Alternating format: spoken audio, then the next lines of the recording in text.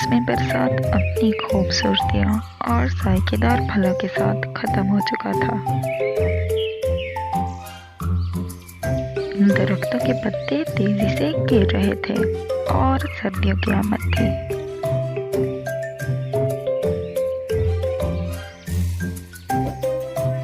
एक अमरूद के दरख्त पर एक छोटी सी चिड़िया ने अपना घोंसला बनाया हुआ था। चिड़िया का नाम हिब्बल था। उस घोंसले में उसके बच्चे रहते थे। मगर जब वो बड़े हुए तो एक दिन हिब्बल को बताए बगैर ही ऐसे उड़कर गए कि वापस ही ना आए।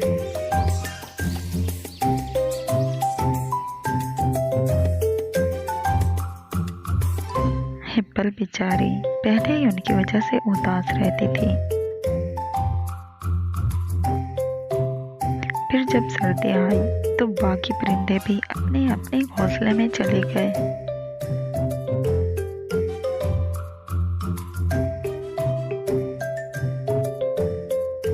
अब उस अमरूद के पेड़ से अमरूद भी तकरीबन खत्म हो चुके थे।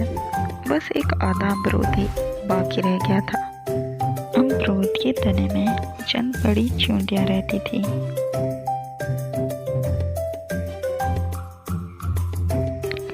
हिब्बल सारा दिन शाख पर बैठी उन चींटियों को देखती रहती थी।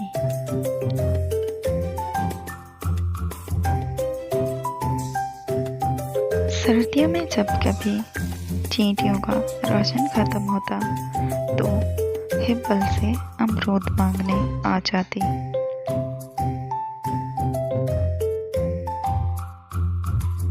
हिब्बल अमरूद के टुकड़े काट कर नीचे फेंक देती ताकि उन्हें उठाकर ले जाना न पड़े, और ये चींटियां आसानी से अमरूद के टुकड़े उठाकर अपने हॉल में घुस जाती थी। हिब्बल की चंद बड़ी चींटियों से दोस्ती थी। उसकी दोस्तों में जीनी, मीनी और कीनी शामिल थे।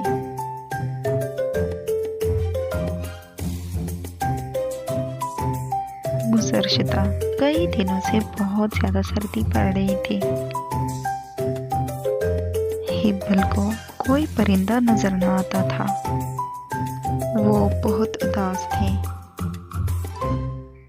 उसका दिल चाहता कि किसी दोस्त से बातें करे, मगर कोई भी उससे बातें करने के लिए ना मिलता था। तो उसने सोचा, चलो जीनी, कीनी और मिनी से मिलती हूँ, उनसे बात करती हूँ तो तबीयत खुश हो जाएगी।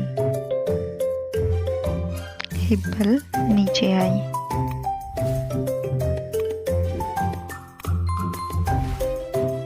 और चींटियों के हॉल के बाहर आकर आवाजें देने लगी।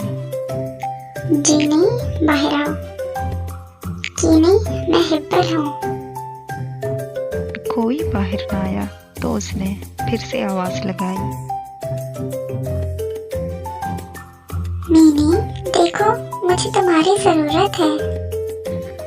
मगर वो सब तो अपने गर्म बिस्तरों में मजे से लेटी गर्मियों के जमाशुदा फल और खुश्क मेवे जात से लुत्फ अंदोज हो रही थी।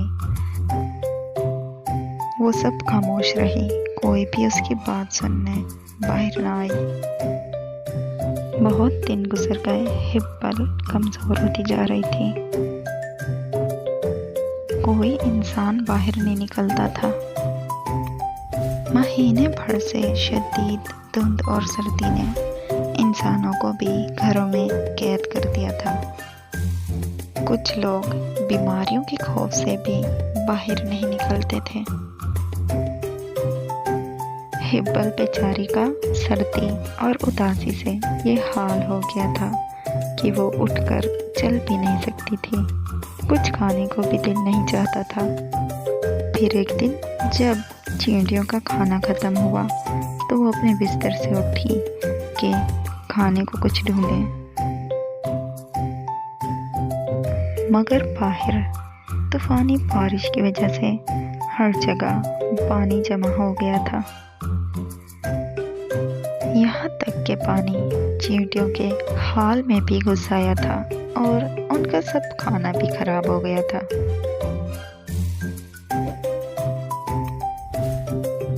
अब चींटियाँ सर पर पाँव रखे बाहर भागी। अब सिवाय पेड़ पर चढ़ जाने के उनके पास बचाव की कोई तदबीर ना थी, ना कुछ खाने को था। अब वो जल्दी से घोंसले के पास गई और हिब्बल को आवाज़ें देने लगी, मगर कोई जवाब ना आया। जीनी ने आगे बढ़कर देखा तो वो ऊँधी गिरी हुई थी। तीनों ने अंदर जाकर उसे सीधा किया, पर वो तो बेसदा पड़ी रही क्योंकि हिब्बल मर चुकी थी। कुछ अमरूद के टुकड़े उसके पास वैसे ही पड़े हुए थे। फिर उन्हें ख्याल आया कि शायद उस दिन हिब्बल उनके लिए खाना लाई हो, मगर उन्होंने गर्म बिस्तर से उठकर हिब्बल की बात सुनना ही गवारा न किया था। अब वो सब रो रही थी। बाकी सारी चींटियां भी पेड़ पर चढ़ रही थी क्योंकि नीचे सारा पानी था। अब आसमान पर बादल गरजे तो फिर से बारिश होने लगी। सब ने मिलकर हिब्बल के घोंसले में बन्हा ली, लेकिन अब वो बहुत ज़्यादा दुखी थी कि हिब्बल कितनी अच्छी थी, उन्हें खाना भी देती थी।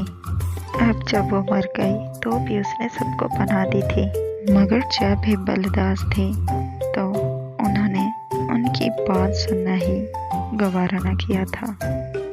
अब उन्हें पछतावा हो रहा था और वो बहुत रो रही थी और कह रही थी, हाय, हमने अपनी दोस्त के साथ क्या किया।